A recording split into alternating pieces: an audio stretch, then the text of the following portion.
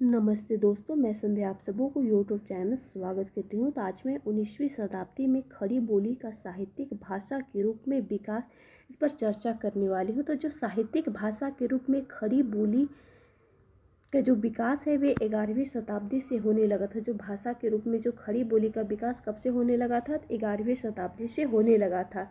हिंदुई, हिंदवी और हिंदोई आदि विविध नामों से इसका प्रचार होने लगा था और दक्षिणी के अनेक कवियों ने काव्य भाषा के रूप में इसका प्रचार प्रसार किया था। आधुनिक काल में खड़ी बोली शब्द का जो प्रयोग है वे फोर्ट विलियम कॉलेज की स्थापना में हुआ था और 18वीं शताब्दी के अंत में जो गिल क्राइस्ट और फोर्ट विलियम कॉलेज के प्राध्यापक बने थे। अब भाषा नीति के तहत उन्होंने हिंदी में भी पुस्तकें लिखवाई और लल्लू लाल ने उनके कहने पर ही प्रेम सागर की रचना की थी। और लल्लू लाल की रचना प्रेम सागर है, उसमें खड़ी बोली में ही रचना की थी, जिसमें उन्होंने यामिनी भाषा को छोड़कर दिल्ली आगरा की जो खड़ी बोली लिखने की बात स्पष्टता से कही। सदल मिश्र ने भी अपने ग्रंथ जो नासिक व्याख्यान में खड़ी बोली शब्द का प्रयोग किया है। 1905 ईस्वी में जो सदल मिश्र ने खड़ी बोली में रामचरित जो और सदल मिश्र का है सुख सागर जो सदा सुखलाल नियाज का है सुख सागर और ईसा अला खान ने भी लिखा है रानी केतकी की कहानी। और सदा सुखलाल का है सुख सागर और ईसा अला खान का रानी केतकी की कहानी। तो उन्होंने खड़ी बोली में ही रचना की है और उसके बाद ही नजीर अकबराबादी आगरा में इसी भाषा की रचना कर रहे थे। और इन रचनाकारों की रचनाओं से स्पष्ट यह है कि खड़ी बोली ब्रज भाषा और रेखता से भिन्न बोलचाल की भाषा थी, जिसमें साहित्यिक रचना की जा रही थी। और साहित्यिक भाषा के रूप में इसकी अपनी प्राचीन परंपरा थी और इसका जो विस्तार है वे दिल्ली आगरा से पटना के आसपास तक रहा है। और ब्रज भाषा काव्य भाषा के रूप में इसकी जो शताब्दी के अंत तक प्रतिष्ठित रही है। गद्य पर भी इसका प्रभाव बना रहा है और रीतिकालीन प्रवृत्तियों के बाद नई सामाजिक एवं सांस्कृतिक परिस्थितियों में नव जागरण के कारण खड़ी बोली का विकास हुआ है। खड़ी बोली के विकास में ईसाई मिशनरियों का योगदान रहा है। धर्म के प्रचार प्रसार के लिए इस नए मिशनरियों को अपने माध्यम के रूप में अपनाया है। इस काल में इस भाषा का मानक रूप को स्थिर नहीं हो सका, पर इसका विस्तार बहुत हुआ। उस समय संपर्क भाषा के रूप में खड़ी बोली ही माध्यम थी। फोर्ट विलियम कॉलेज के प्राध्यापक कैप्टन टेलर ने 1815 ईस्वी में सर्वप्रथम हिंदी शब्द का प्रयोग आधुनिक अर्थ में किया था। विलियम प्राइस ने भाषा नीति के संबंध में गिलक्राइस्ट के मत की आलोचना की और हिंदी भाषा को आधुनिक से पृथक एक प्रमुख देशी भाषा के रूप में स्वीकार किया। 19वीं शताब्दी के मध्य दो प्रमुख साहित्यकार उभर कर आए थे, राजा शिव प्रसाद सितारे हिंद और राजा लक्ष्मण सिंह। राजा शिव प्रसाद सितारे हिंद ने पाठ्य पुस्तकें की रचना की और हिंदी को शिक्षा जगत में आगे बढ़ाया। बाद में उनके भाषा संबंधी दृष्टिकोण में परिवर्तन आ गया और वह हिंदी में उर्दू शब्दावली का अधिकाधिक प्रयोग करने लगे। राजा शिव प्रसाद सितारे हिंद के इस दृष्टिकोण के ठीक विपरीत राजा लक्ष्मण सिंह विशुद्ध हिंदी के पक्षधर थे। वे उर्दू को मुसलमानों की भाषा मानते थे।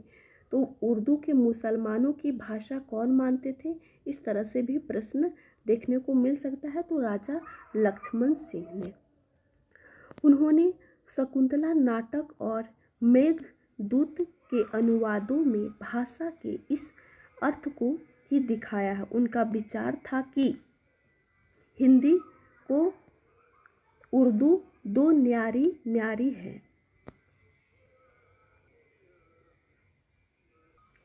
और इस देश में हिंदू बोलते हैं और उर्दू यहाँ के मुसलमानों और फारसी पढ़े हुए हिंदुओं की बोलचाल है। हिंदी में संस्कृत के पद बहुत आते हैं, उर्दू में अरबी फारसी के, परंतु कुछ आवश्यक नहीं है कि अरबी फारसी के शब्दों के बिना हिंदी न बोली जाए और न हम उस भाषा को हिंदी कहते हैं जिसमें अरबी फारसी के शब्द भरे हों। स्वामी दयानंद सरस्वती, पंडित भीमसेन शर्मा, अंबिका दत्त व्यास आदि भी भाषा के इस शुद्धतावादी रूप के पक्षधर दिखते हैं। आगे चलकर खड़ी बोली का विकास राजा शिव प्रसाद सितारे हिंद, राजा लक्ष्मण सिंह के दो विपरीत मतों के मार्ग को अपनाकर धीरे धीरे खड़ी बोली व्यवहारिक रूप की ओर अग्रसर हुए। भारतेंदु हरिश्चंद्र के आविर्भाव के बाद खड़ी बोली की नई धारा का शुभ आरंभ हुआ। भारतेंदु के विराट व्यक्तित्व से खड़ी बोली प्रभावित हुई। यूं ही भारतेंदु काव्य की रचना ब्रज भाषा में कर रहे थे और गद्य में खड़ी बोली का प्रयोग कर रहे थे। भारतेंदु और भारतेंदु मंडल के अन्य साहित्यकार के सहयोग से उस समय खड़ी बोली का पर्याप्त विकास हुआ। विशेषकर पत्रकारिता के कारण खड़ी बोली का विकास दृष्टिगोचर होता है। भारतेंदु के संपादन में कवि वचन सुधा के प्रकाशन से पत्रकारिता को प्रोत्साहन मिला। ब्रज भाषा के साथ साथ खड़ी बोली में काव्य रचना होने लगी। इस संदर्भ में अयोध्या प्रसाद खत्री का खड़ी बोली आंदोलन उल्लेखनीय है। इस समय श्रीधर पाठक ने 1886 ईस्वी में खड़ी बोली में अनुवाद रूप में एकांतवासी योगी की रचना की। धीरे धीरे कवियों का झुकाव भी खड़ी बोली की ओर होने लगा।